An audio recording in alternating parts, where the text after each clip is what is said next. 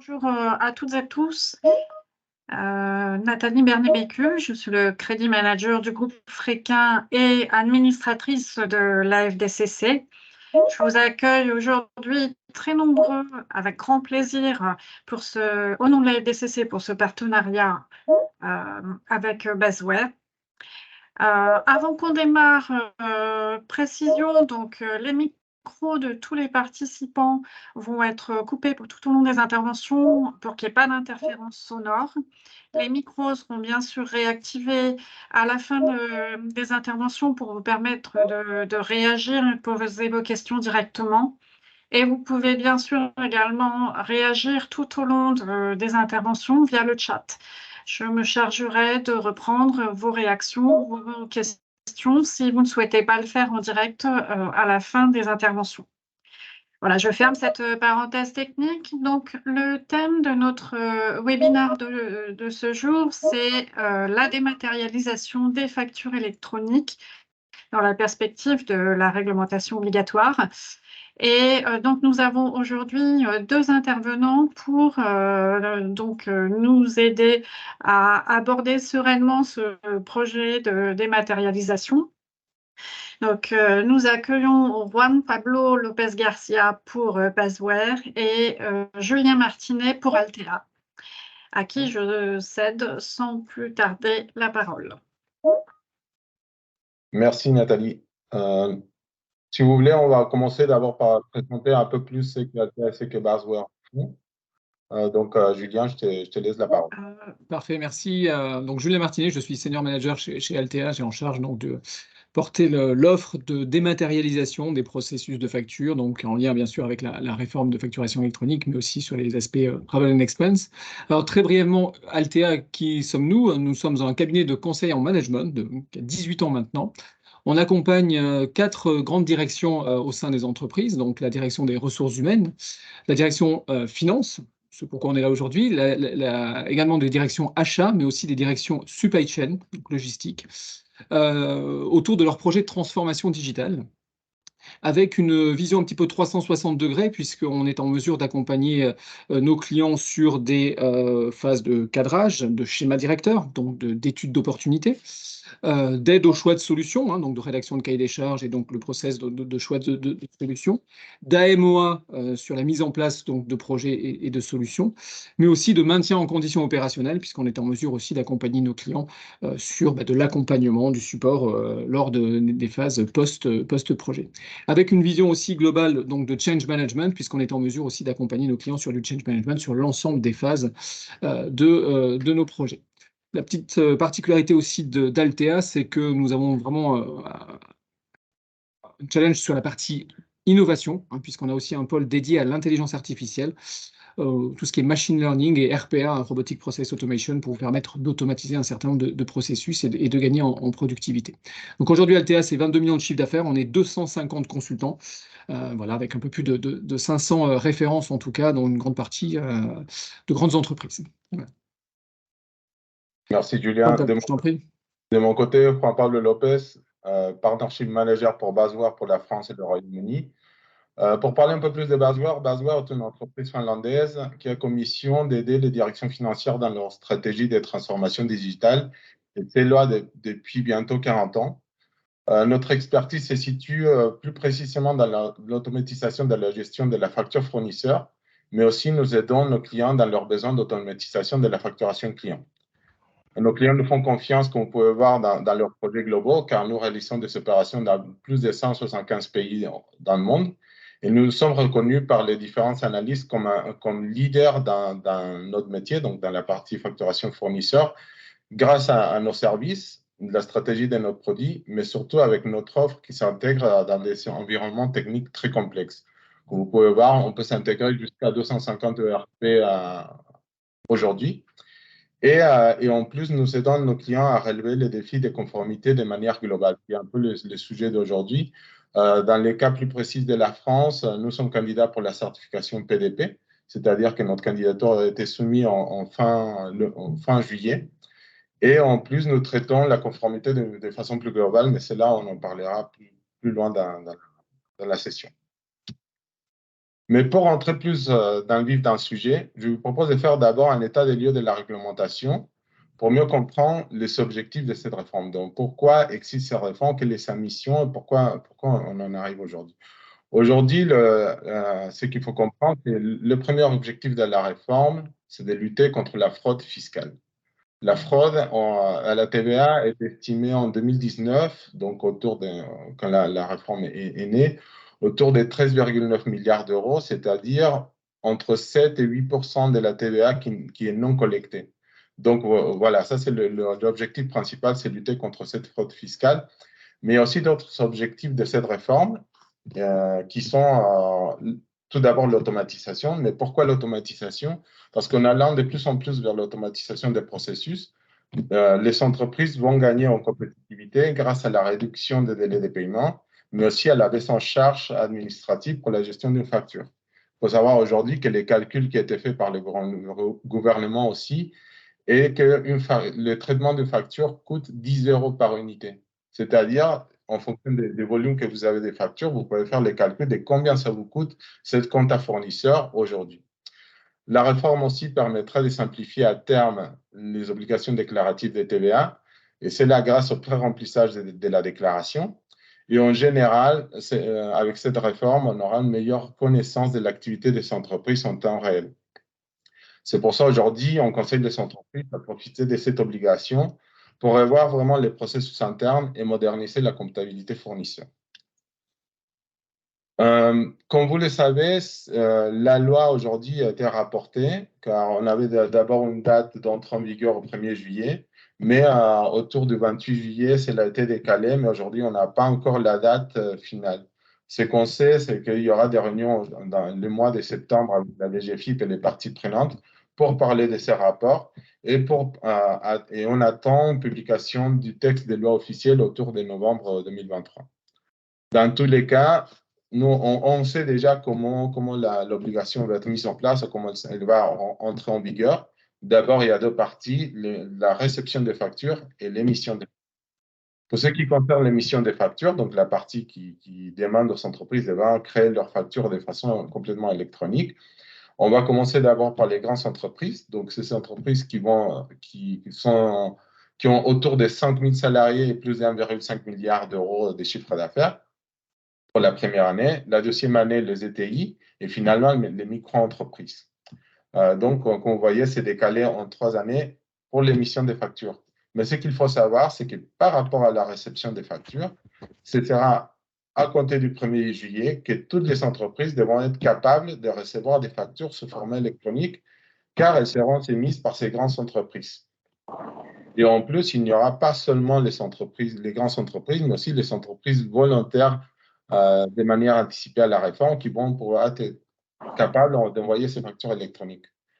Donc, si le rapport de cette loi est intéressant dans les cas où on a vu déjà plusieurs entreprises qui n'étaient pas encore prêtes à la réception des factures. Donc, il faut vraiment profiter de ces délais pour se mettre aujourd'hui en état de marche pour commencer à analyser les process internes, comprendre quels sont les impacts qu'il y aura par rapport aux différentes équipes et essayer de transformer cette obligation en une vraie opportunité. Parce qu'aujourd'hui, cette réglementation peut aussi apporter plusieurs bénéfices. Comme je vous ai dit précédemment, nous allons vers plus en plus d'automatisation. Donc aujourd'hui, il faut connaître les différents partenaires qui pourront vous aider à gérer ces flux de documents qui vont arriver de façon automatique et immédiate et en tirer des bénéfices. Aujourd'hui, Basware a réalisé des études via des analystes comme Ardem Partners qui a pu comparer le marché avec nos clients. Et on a retrouvé des métriques assez intéressantes que j'aimerais partager avec vous. Aujourd'hui, nos clients les plus performants avec Basware, ils peuvent atteindre des niveaux d'automatisation très importants. Nos clients les plus performants aujourd'hui, ils arrivent jusqu'à 89% des factures traitées de manière automatisée.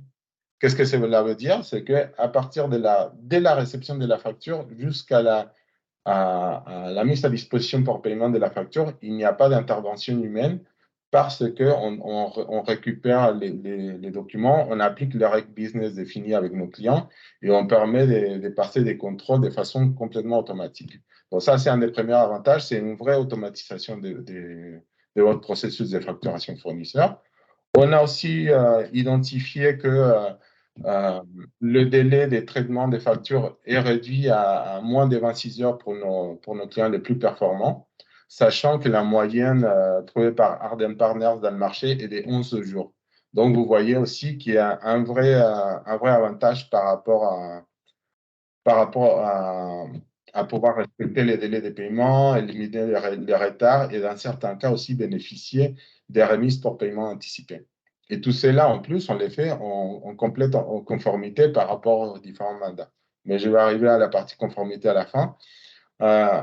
Pour la partie la qualité des données, on sait qu'avec les nouveaux formats électroniques, la qualité des données ne sera pas un problème, mais il y aura toujours ces flux qui viendront, par exemple, des factures de l'étranger ou des factures des ETI, des petites entreprises qui vont continuer à envoyer soit du papier, soit des PDF.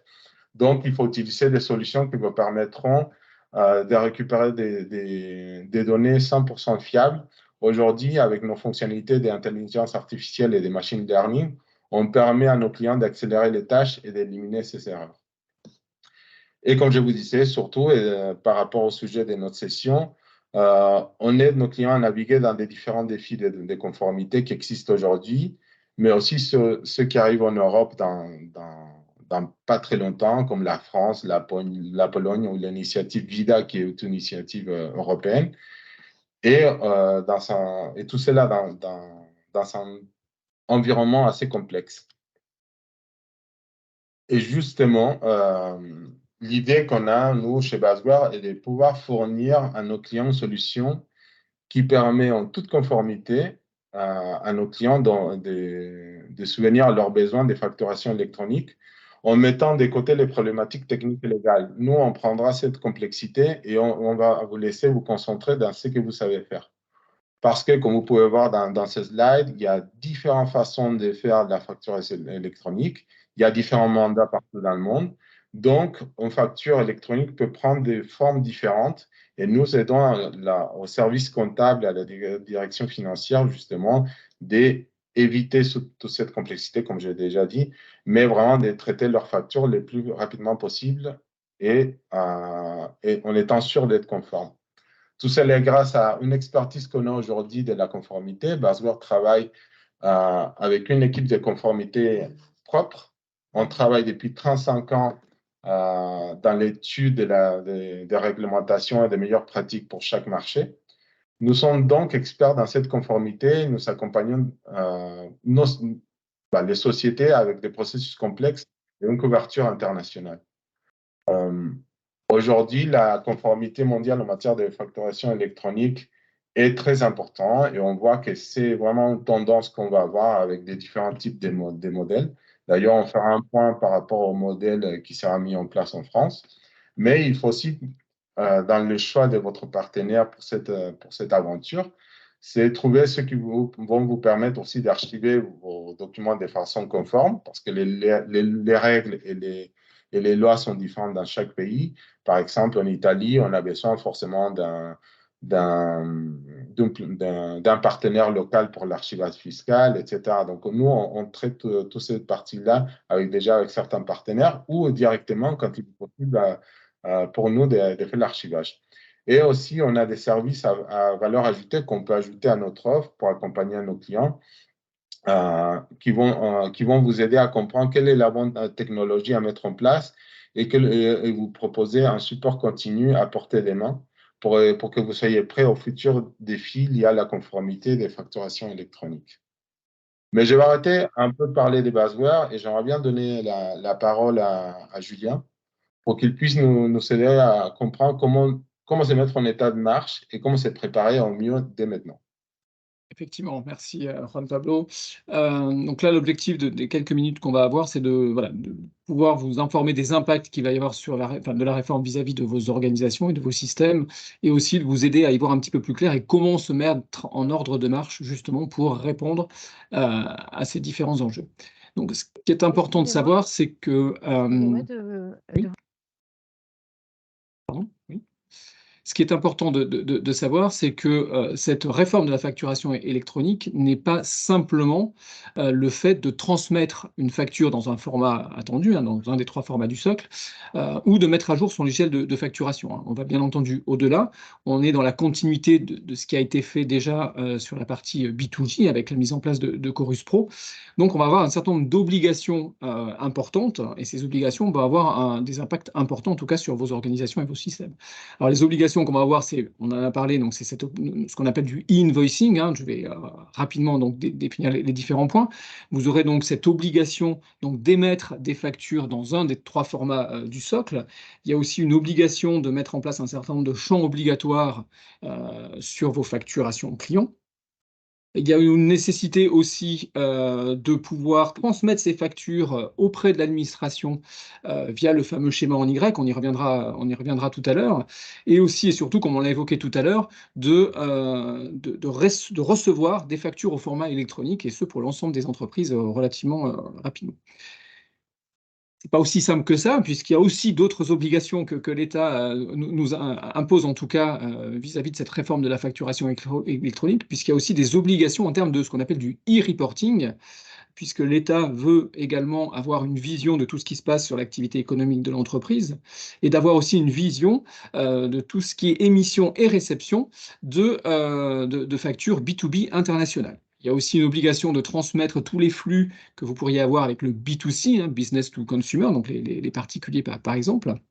Des obligations aussi de transmission de données de paiement pour certains types de factures, sur la TVA à l'encaissement par exemple, sur les prestations de services. Et aussi, on va en reparler, donc des obligations en termes de cycle de vie des factures. Parce que l'État souhaite mettre en place un certain nombre de cycles de statut de factures, toujours pour avoir une vision de tout ce qui se passe sur l'activité économique, mais aussi pour faciliter justement les échanges entre un acheteur et un vendeur, du coup, pour avoir donc des statuts de factures. Elle a été réglée, payée, transmise, etc., etc. Donc toutes ces obligations vont avoir des impacts importants sur les organisations, mais aussi sur les systèmes.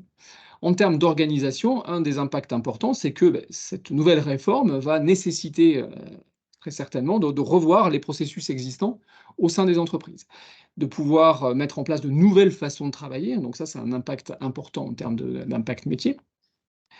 Cette réforme aussi, il faut le voir aussi comme une opportunité, puisque ça va vous permettre de certainement revoir un petit peu vos processus, de éventuellement remettre en place des nouveaux outils ou de challenger vos outils actuels.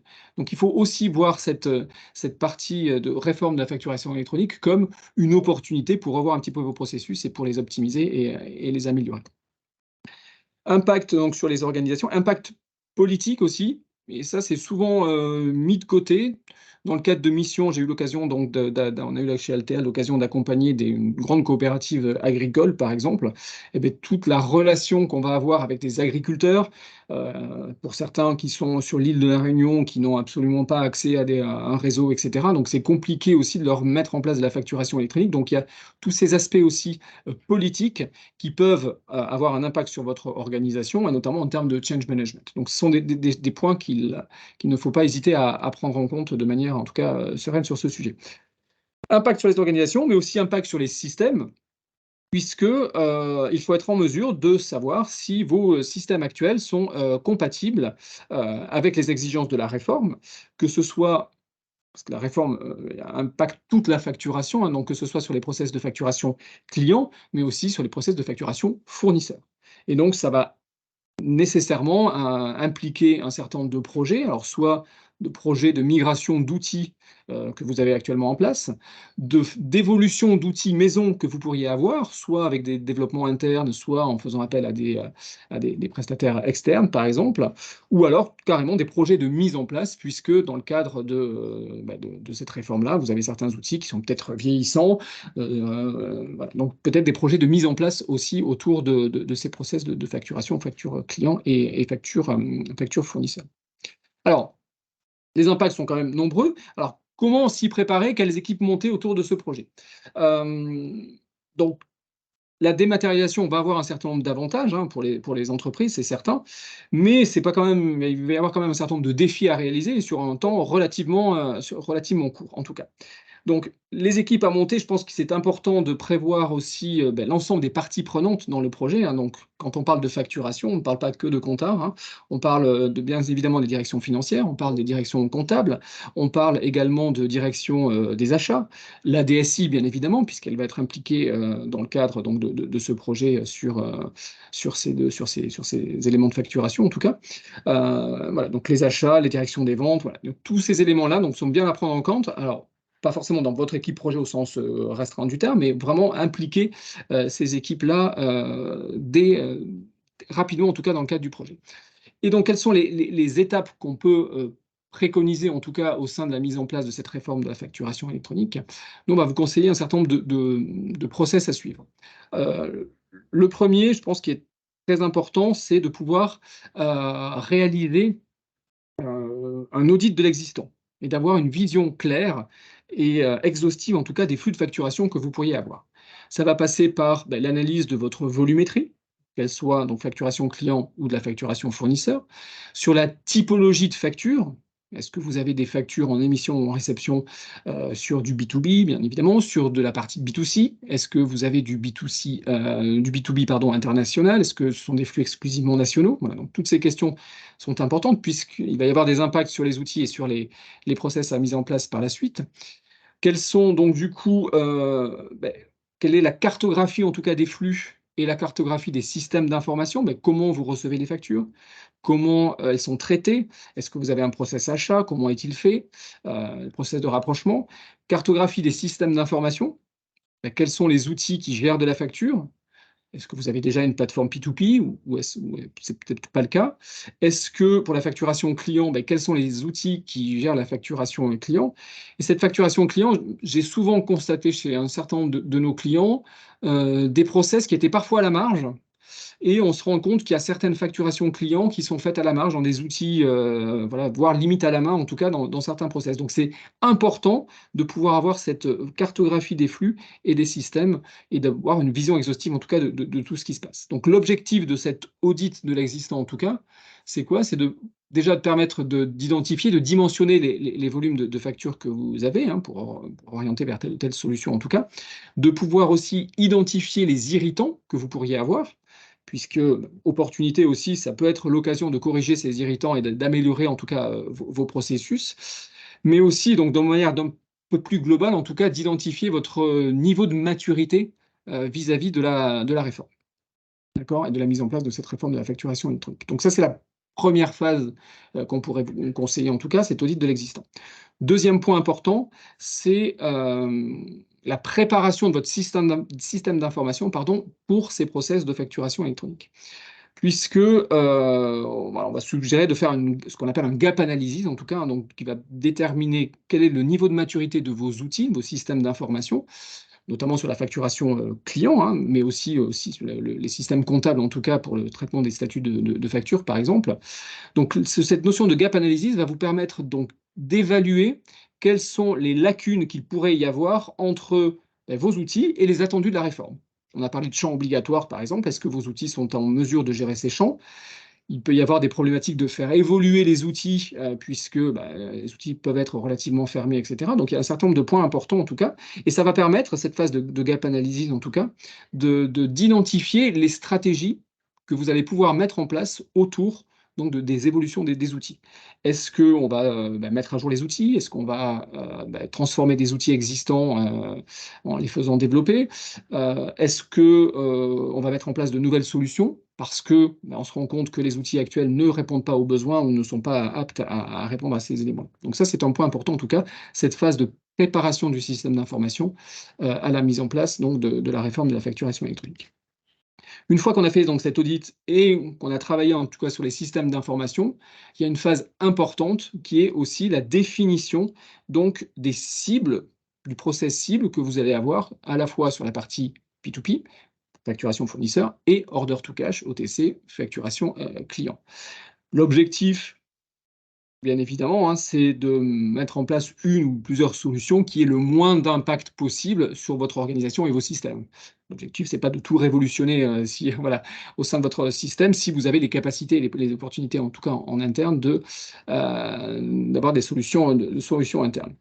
Et donc, si les solutions internes ne permettent pas de répondre aux besoins, il peut être donc du coup envisagé de mettre en place une phase de RFI ou de RFP euh, pour pouvoir donc faire le choix d'une nouvelle solution. J'ai pas mal de clients aussi qui profitent, qui sont déjà équipés, mais qui profitent de cette réforme pour challenger le marché et pour remettre en concurrence leurs outils pour avoir une solution qui soit optimale, en tout cas sur le sujet.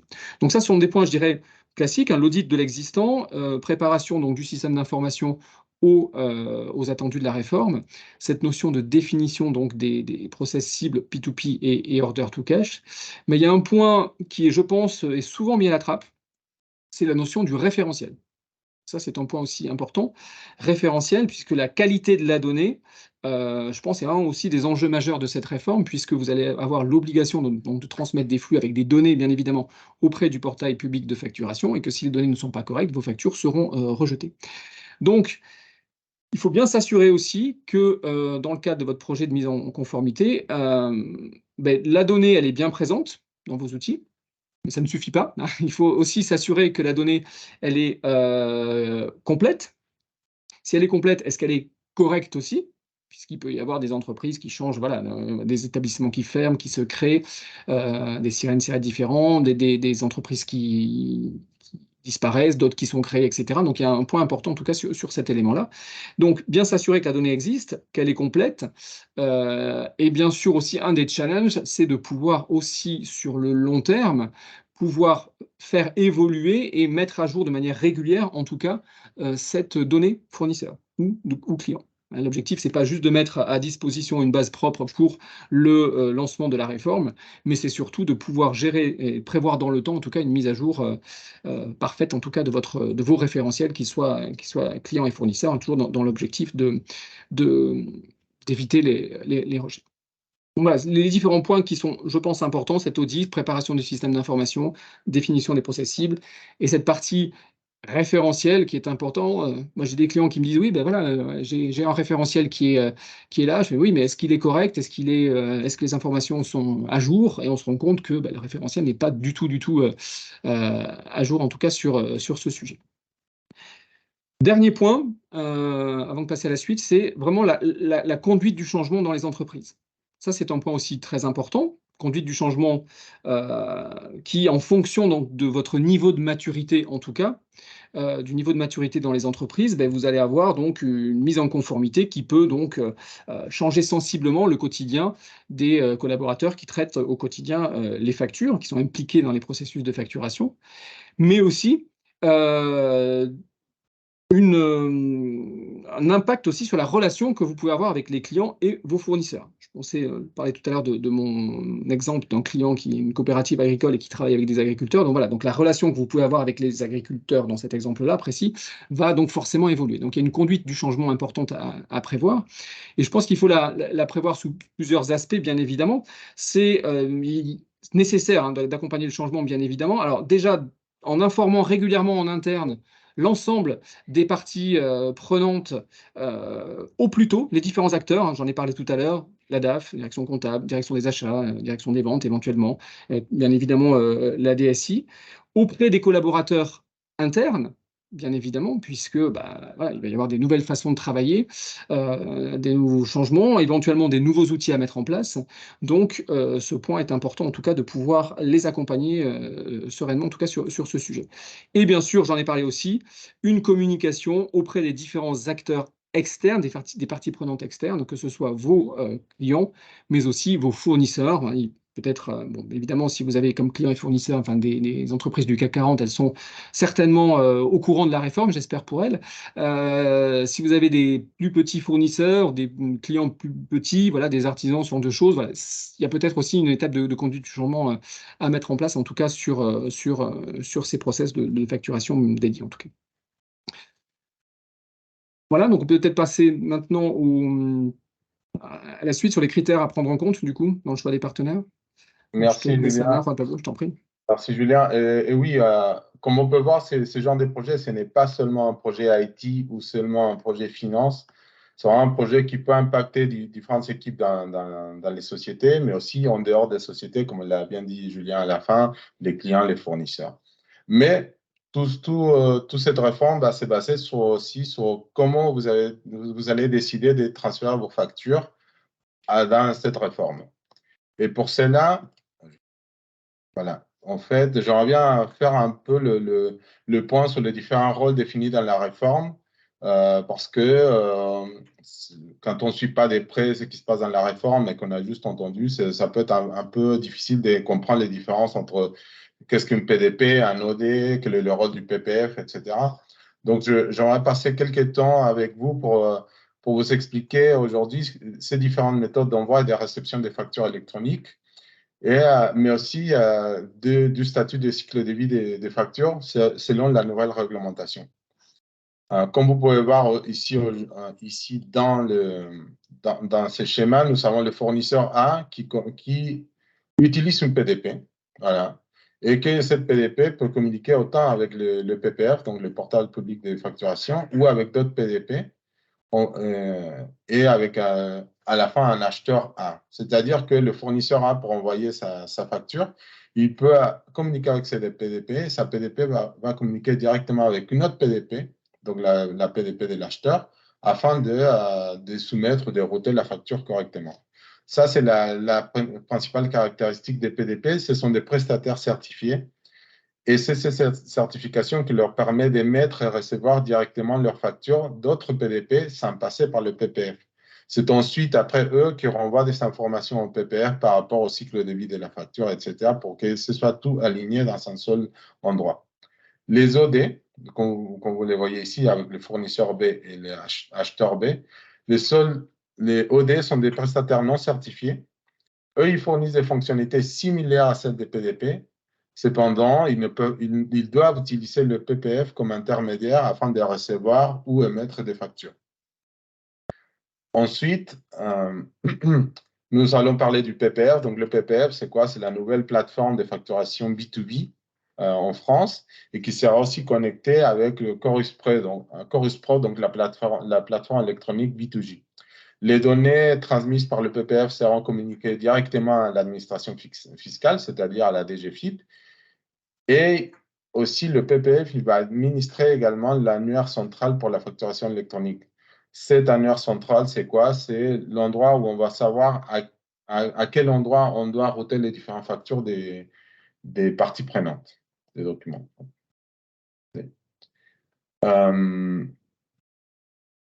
Aussi, pour aller un petit peu plus loin dans le vocabulaire qu'on entend par rapport à cette loi, on va parler aussi beaucoup des cycles de vie. Donc, le cycle de vie est là pour désigner l'ensemble d'étapes qui constituent la création, les missions, les traitements, les paiements et l'archivage de la facture. Donc, ça, c'est des statuts qui sont obligatoires. Ces statuts sont transmis et mis à jour dans la plateforme pour donner une vision à temps réel et surtout partager de l'avancée du traitement de la facture. Mais aussi, elle permet de mettre en place des processus pour le traitement des rejets, des annulations des factures. Parce que, comme vous savez, quand vous annulez une facture ou que vous la rejetez, il faut quand même certaines actions à réaliser en interne.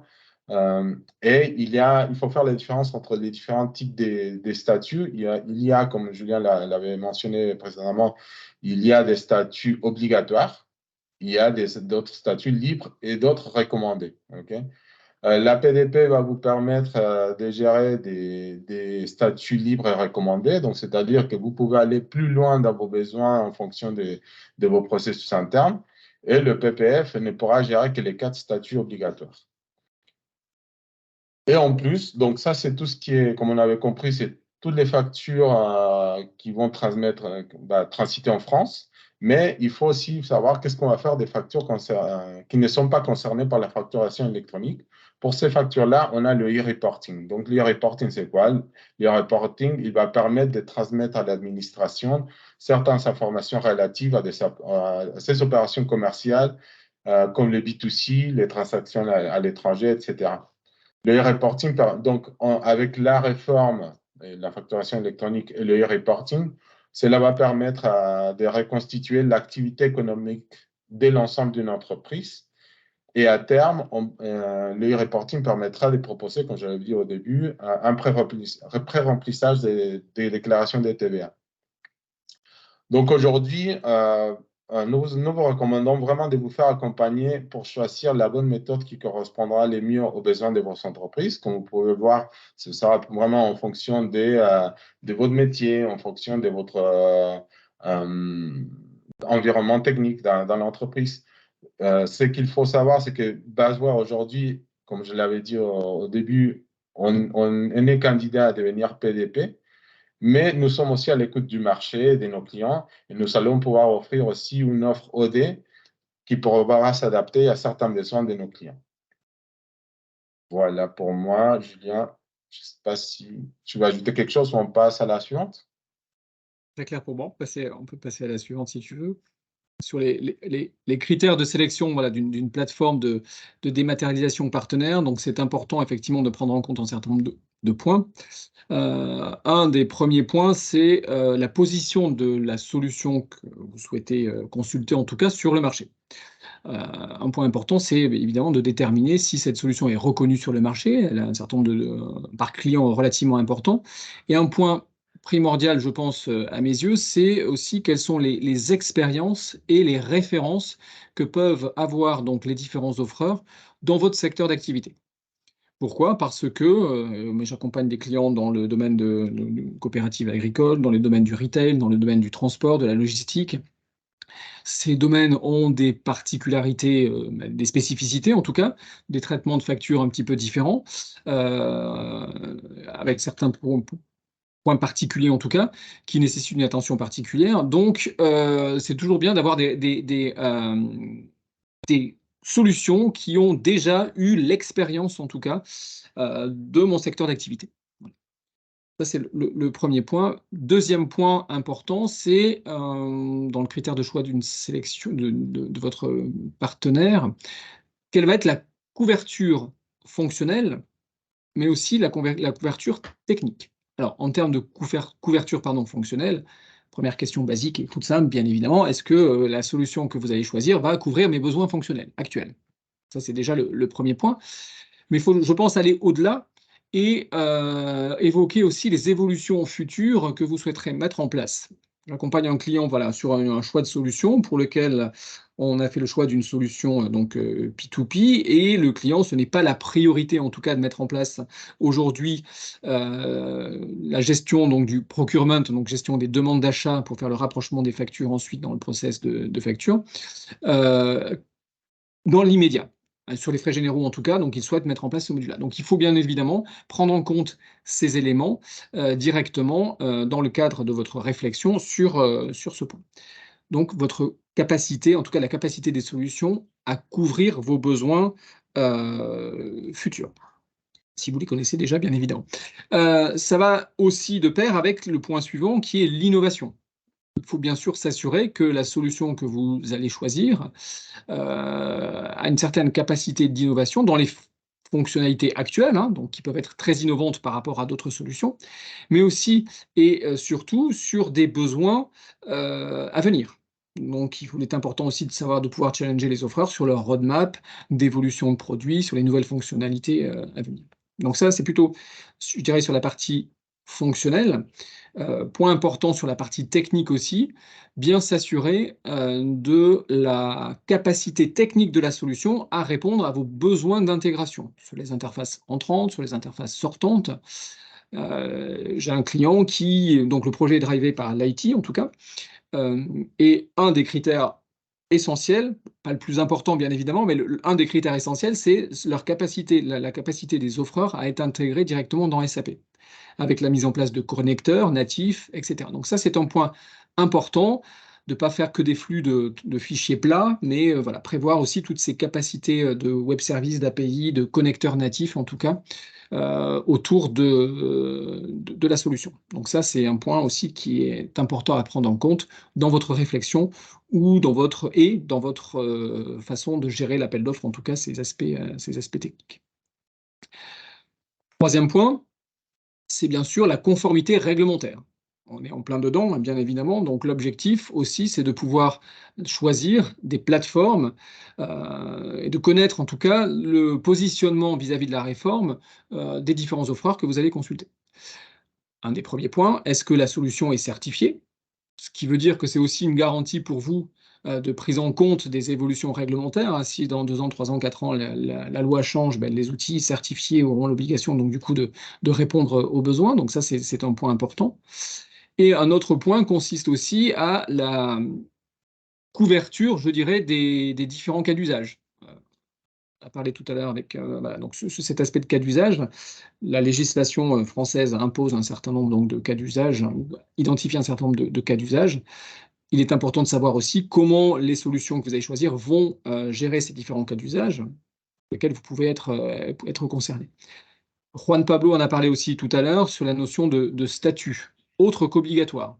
La réforme impose 4 statuts obligatoires. Quel est aussi le positionnement des différentes solutions que vous allez choisir sur les autres statuts? Parce qu'il est certainement, voilà, tout ce qui est recommandé aujourd'hui, il y a de fortes chances que ça devienne obligatoire demain. Vous avez vous aussi peut-être besoin en interne de suivre des statuts un petit peu plus importants, ça peut vous intéresser aussi. Donc cette notion de réglementaire, en tout cas, autour des statuts autres qu'obligatoires peut être un point aussi important, en tout cas, dans votre réflexion. Donc position sur le marché, couverture fonctionnelle et technique, capacité à répondre à vos besoins, la conformité réglementaire actuelle, à venir aussi, comment se positionnent les offreurs vis-à-vis donc de la réforme. Et un point très important aussi à mes yeux, c'est la couverture internationale de la solution. En effet, il y a 2 cas, je dirais, il y a 2 cas principaux, en tout cas, autour de ce sujet. On est en train de mettre en place donc la réforme de la facturation électronique en France. Il faut savoir que ce sont des projets qui sont déjà mis en place dans un certain nombre de pays en Europe. Je pense notamment à l'Italie, par exemple. Nous avons la réforme VIDA, donc VAT in Digital Age, qui, à partir de 2028, va imposer théoriquement donc, les échanges entre les pays européens sur de la facturation électronique. Donc déjà en Europe, on est sur une généralisation de ces processus de facturation électronique. On est aussi sur une généralisation, on dirait même globale, de ces processus partout dans le monde, puisqu'on a de très nombreux pays aussi qui mettent en place ce genre de réforme. Certains sont très avancés par rapport à d'autres, hein. Le Brésil, le Mexique, par exemple, ça fait des années que ces processus de facturation électronique sont déjà en place. Donc voilà, donc on assiste globalement à une généralisation de ces processus de dématérialisation des factures, des aspects réglementaires, en tout cas, d'échange de factures électroniques. Donc ça, c'est un point important à prendre en compte. Le deuxième, c'est voilà. Donc, si dès lors que vous émettez des factures ou que vous recevez des factures avec l'international, l'important est de savoir, de s'entourer de partenaires qui ont déjà traité des factures, qui sont déjà conformes, en tout cas, avec les différentes réglementations dans les pays dans lesquels vous opérez. Et, voilà. Et aussi et surtout, quelle est leur stratégie? Quelle est la stratégie adoptée par les différents offreurs dans ce contexte pour vous accompagner sur vos éventuels développements futurs et implémentations futures. Donc ça, ce sont 2 points importants. Donc ça, c'était le premier cas hein, vis-à-vis de cette réforme de facturation électronique qui a tendance à se globaliser d'un point de vue mondial en tout cas. Et donc si vous avez donc des échanges à l'international, donc c'est un point à prendre en compte. Deuxième cas aussi, et bien évidemment, c'est si vous êtes dans une optique, je dirais, de rationalisation des outils, vous êtes peut-être une grande structure française avec des filiales à l'étranger. Votre objectif, c'est aussi de pouvoir certainement rationaliser les outils que vous avez dans un contexte européen, mondial. Donc là aussi, un même principe, entourez-vous de prestataires qui soient, si vos filiales ne sont pas autonomes, par exemple, qui soient en mesure de pouvoir vous accompagner, en tout cas, sur vos futurs déploiements à l'international. Donc ça, ce point international est, je pense, important, puisqu'il y a des impacts sur la réforme, sur les aspects internationaux, et que vous êtes certainement à même de travailler avec des filiales à l'étranger, par exemple. Donc ça, c'est un point, je pense, important à prendre en compte, en tout cas. Donc voilà pour la partie sélection d'une PDP. Du coup, Voilà. Du coup, avant de passer aux questions-réponses, nous aimerions quand même vous remercier d'être si nombreux parmi nous.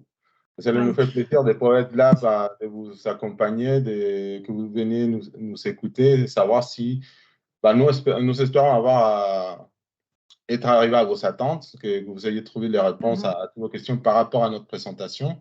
Mais maintenant, on va pouvoir passer à des questions-réponses et de vous aider avec ça. Alors, merci à tous les deux. Donc, je rappelle à nos invités que vous pouvez activer vos micros si vous souhaitez poser directement vos questions. Je vois qu'il y a eu plusieurs questions dans le chat tout au long de l'intervention. Je vois qu'Élodie Toussaint souhaite prendre la parole. Donc, je vous en prie, allez-y. Oui, bonjour. Concernant les petites et moyennes entreprises, ils n'ont pas les mêmes technologies que les grandes. Est-ce en envoyant sur une adresse mail, ça peut être redirigé sur la plateforme pour faire de la dématérialisation? Parce que là, en fait, toutes les entreprises qui vont avoir la possibilité de passer par les DPD vont être satisfaits, mais les petits qui n'ont pas les moyens et les plus petits encore, auto-entrepreneurs, tout ça, comment ils font? Donc, vas-y, Julien, si tu veux. Comment on fait? OK. En fait, par rapport aux petites entreprises, certes, ils seront dans l'obligation de pouvoir recevoir des factures électroniques à partir du moment de l'application de la loi.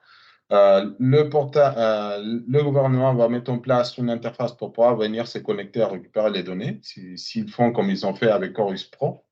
Donc, c'est là où donc, ce sera plutôt des tâches manuelles qui seront en place pour ces petites entreprises, le temps d'avoir une solution pour pouvoir automatiser cela. Après, Julien, je ne sais pas si tu as.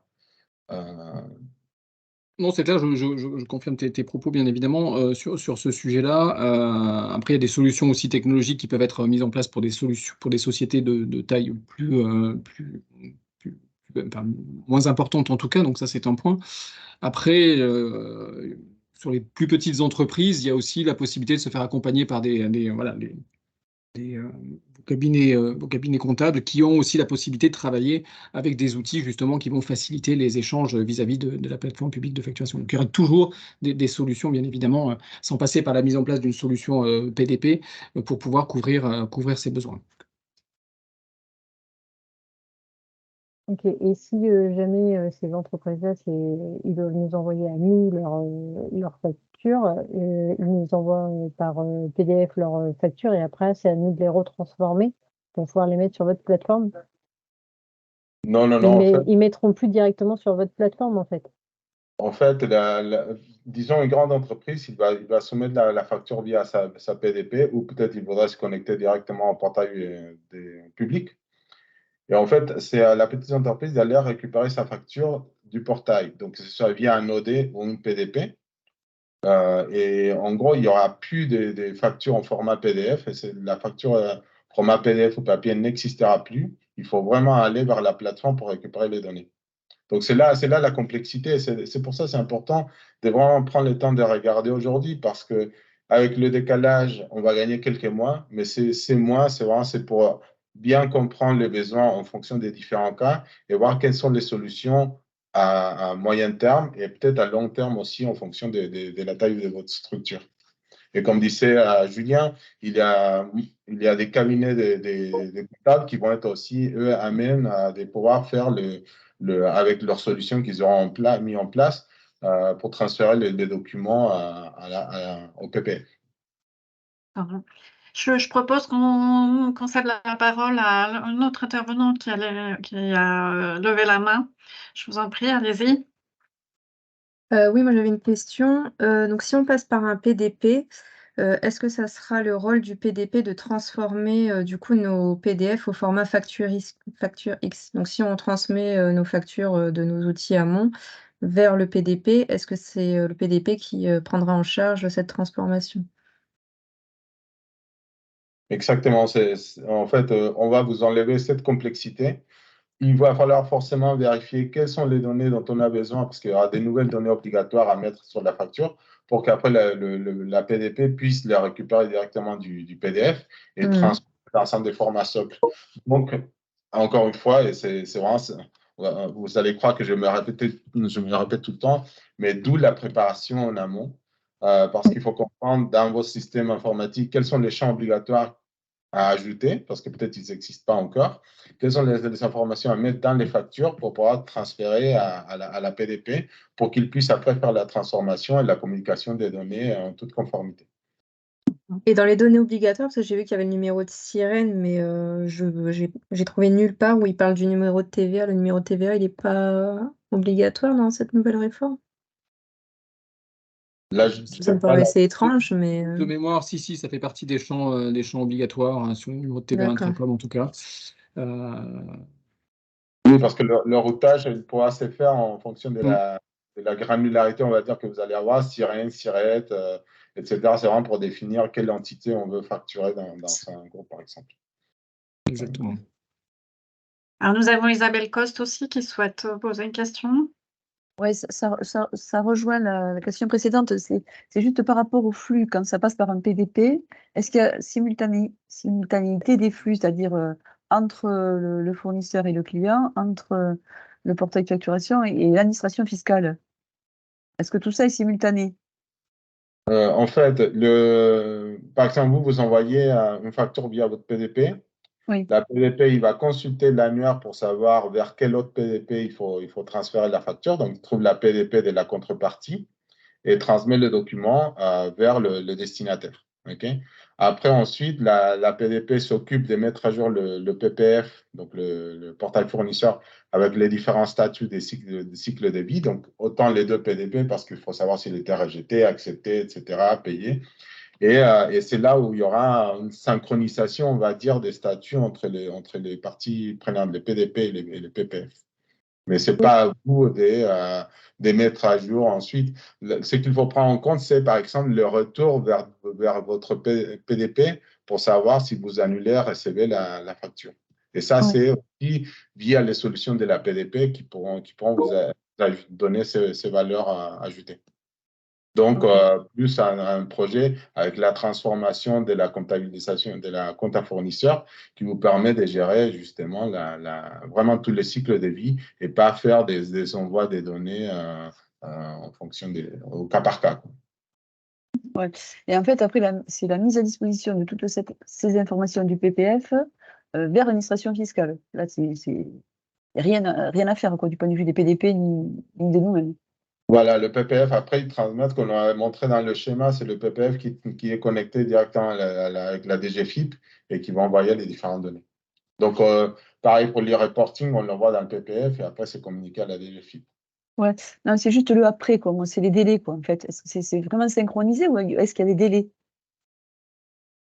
Par rapport à e-reporting, il me semble qu'on peut planifier la cadence du e-reporting par rapport au traitement de la facture. Normalement, l'objectif, c'est d'avoir quelque chose en temps réel. En temps réel. L'objectif, c'est d'avoir une vraie vision de l'activité de l'entreprise à un instant T. Après, bon, faut comprendre quelles vont être les différentes modalités. Aujourd'hui, on n'a pas encore on a les specs techniques pour le PPF, mais on n'a pas encore pu faire des tests techniques parce qu'on attend justement cette phase pilote qui nous permettra de mieux comprendre tous ces canaux de communication qui sont mis en place. Ok, merci, c'est clair. Alors, nous avons ensuite Stéphane Vida qui souhaitait également intervenir. Merci. Est-ce que la dénomination précise des services rendus sont obligatoires dans la facturation électronique dès la mise en application de la réforme? Parce que j'ai à un moment donné capturé cette information que je n'ai pas mis à jour, ou que je n'ai pas pu creuser. Donc, il était indiqué donc, avant la mise à jour des dates que les de détails finalement d'une facturation ne serait obligatoire qu'à partir de 2026. Avec effectivement la crainte sous-jacente qui est de la facturation électronique sans le détail imposé ne suffira pas pour la relation commerciale, que ce soit avec nos fournisseurs ou nos clients. Donc, par exemple, avec Basware, à ce que nos clients, on a des clients grands comptes CAC 40 qui utilisent Basware, exigeront de nous d'envoyer le détail. Si le PPF ne le prend pas en compte, voilà, c'est vraiment un point de grand questionnement pour moi, là, ce sujet. Oui, en fait, si je peux me permettre, donc en fait, vous avez une information particulière dont vous avez besoin pour réaliser vos transactions avec les grandes entreprises, donc j'imagine un numéro de service. Donc, savoir comment transmettre cette information pour qu'on puisse reconnaître votre facture, c'est ça? Aujourd'hui, si on lit les informations disponibles, il n'y a que le montant total hors taxe qui est obligatoire. Donc, si vous vendez un produit A et un produit B, ni le détail de ces deux produits, ni la quantité de ces deux produits ne figurent dans les données obligatoires. Okay. Donc, voilà, c'est… Oui. Non, pour cela, on peut revenir vers vous avec plus de détails. Moi, je sais que par rapport aux différents cas d'usage, on a aussi le rapprochement avec des factures avec bon de commande, etc. Donc, qui dit bon de commande, c'est aussi le numéro des services ou facture des services. Mais on pourra revenir vers vous avec plus de détails. On verra avec Julien qui peut reprendre mieux. Je pense que nous, ce sera vraiment notre vision par rapport à comment on va mettre en place la solution. Mais peut-être Altea aura une vision plus des conseils en fonction des spécificités de votre cas. Si. Donc, nous avons ensuite Raïn Nawal, dans l'ordre de ceux qui souhaitent poser des questions. Bonjour. J'avais deux questions. Une première sur l'annuaire. Sur quels critères les entreprises sont référencées dans l'annuaire? C'est avec le SIRET ou... Et ma deuxième question, ça concernait les confirmations de réception de facture. Quels moyens on a pour être sûr que le client a bien reçu la facture en face? C'est par le statut uniquement? Alors, pour votre première question sur l'annuaire, donc de mémoire, les entreprises, donc toute entreprise identifiée va être dans l'annuaire, puisque l'objectif c'est d'avoir vraiment une vision globale de toutes les entreprises assujetties à la TVA, et donc toutes celles qui ont donc un numéro de SIREN, SIRET sont identifiées. Donc elles sont identifiées sous forme de SIREN, sous forme de SIRET. Vous aurez également la possibilité de mettre en place au sein donc de l'annuaire un code service qui pourra router des factures vers une autre PDP, par exemple. Vous pourriez avoir au sein d'une même entreprise une certaine branche qui va être équipée, un SIRET par exemple, qui va être équipé, un établissement qui va être équipé par une solution, un autre établissement par une autre solution. Donc c'est à partir de ces critères de granularité, donc SIREN, SIRET, code service, que vous allez pouvoir orienter la facture vers le PPF ou vers une ou plusieurs PDP. Donc ça, c'est le premier point de niveau de granularité. En termes de statut obligatoire, sur le statut des factures, donc l'objectif, c'est vraiment donc mettre en place un certain nombre de statuts pour faciliter le suivi des factures. Aujourd'hui, à date, il y a quatre statuts du cycle de vie qui sont obligatoires. Pour le vendeur, il a obligation de mettre en place, de dire que sa facture a été déposée. Le client a obligation aujourd'hui de mettre en place un statut comme quoi la facture a été éventuellement rejetée ou refusée. D'accord? Donc ça fait partie des statuts obligatoires. Et le vendeur a l'obligation de mentionner comme quoi sa facture a été encaissée. Donc ça, ce sont les statuts qui sont obligatoires à date. Après, pour répondre à votre question plus spécifique sur la notion de réception, ça, ce sont des données qui sont recommandées aujourd'hui, qui pourront être obligatoires demain, ça on ne le sait pas, mais en tout cas, des statuts donc en tant que client de dire que la facture a été reçue par la plateforme, elle a été mise à disposition, elle a été prise en charge, elle a été approuvée, par exemple, ce sont des données qui sont aujourd'hui recommandées, mais qui n'ont pas encore été définies comme obligatoires, en tout cas. Donc c'est prévu, mais elles ne sont pas en tout cas obligatoires.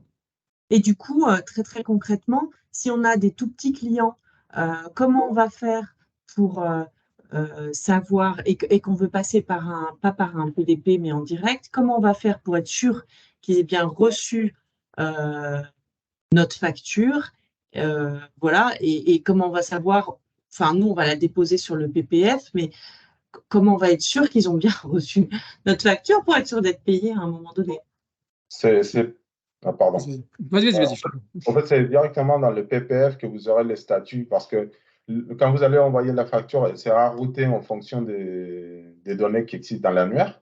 Donc, elle va arriver à une certaine entreprise. Si l'entreprise n'est pas la bonne, il va la rejeter. Donc, il y aura dans votre accès au PPF, vous allez voir le statut de la facture comme quoi elle était rejetée par X raison.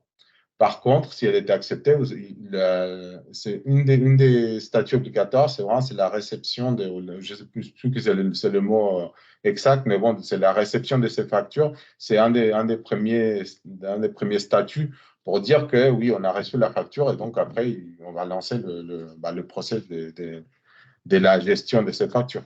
Mais soit dans le portail du PPF, soit via votre PDP qui va se connecter, qui va récupérer les informations du PPF ou de l'autre PDP. Et juste encore, du coup, comme il y aura une bascule progressive, comment on va faire en fait pour savoir que elle peut potentiellement ni être rejetée ni acceptée si le client n'a pas de moyen de connexion au portail pour le moment? Comment on va faire pour le savoir ça? D'une partie, vous avez déjà les calendriers. Donc après, on verra quelles seront les dates qui vont établir d'ici novembre. Mais vous avez déjà l'obligation qui s'applique au 1er juillet aux grandes entreprises, une année après aux ETI et l'année suivante aux plus petites entreprises. Donc, vous avez déjà une idée par rapport à ça, quelle sera la façon de soumettre les factures. Okay? Il se peut qu'il y ait des clients ou des entreprises qui ne voudront pas aller vers la réforme parce qu'ils se disent, de toute façon, là, je n'ai pas le budget pour faire un projet où je me suis pris trop tard pour commencer ce projet. Là, il va falloir, je pense, c'est dû au cas par cas pour comprendre comment envoyer ces factures. Parce que vous dans votre soumission, il faut aussi que vous sachiez quand vous êtes obligé d'envoyer des factures. Mais vous aussi, vous pouvez commencer en amont, venir vous préparer, commencer à envoyer des factures de façon volontaire, de façon donc, je pense que moi, je n'aurai pas de réponse aujourd'hui directe de qu'est-ce qu'il faudra faire, parce que je pense que ce sera du au cas par cas. Je vois qu'il y a encore beaucoup de questions et beaucoup de réactions via le chat. Malheureusement, on ne va pas être en mesure de répondre à toutes les questions pendant ce webinaire.